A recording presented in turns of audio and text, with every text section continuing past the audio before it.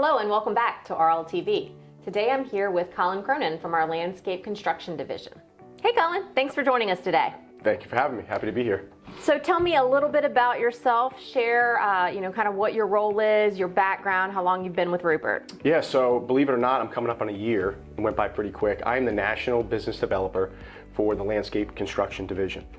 So as you know, we have 6 branches, and I look for the larger scale, more complex jobs outside of those branches.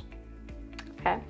Now, how does that work since we don't have a permanent presence outside of those branches you mentioned? What do we do in those projects as far as manpower? Yeah, so we typically look for the larger scale, more complex jobs, and I try to go into those markets, or if it's one single project, I try to go in there, build a relationship, build the rapport within those GCs, see if we can bid on the job, and if we get the job, we kind of pull maybe our key talent from the different branches throughout the East Coast and bring them to the site, and we kind of go from there. Great. So Colin, tell us a little bit about some of the jobs that we've done to date, where we've had, a presence somewhere where one of our branches isn't typically based. Yeah, so outside of the typical 6 branches that we have, Scissortail Park was one. It's to date our largest project. Don't quote me on it, but it's between $16 and $17 million in Oklahoma City. Again, we had to pull our resources and our key team members from other branches.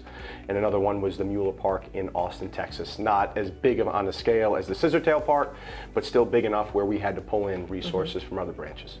So Colin, tell us a little bit about what's on your radar right now. What's in the pipeline? Yeah, so my 2 areas of focus, it's a theme park down in Orlando, Florida, 700 to 800 acres. And within that area of land, there's probably 11 to 12 projects that we're bidding on. Rides, attractions, hotels, the roadways, infrastructure, things of that sort. So we're trying to go all in on that.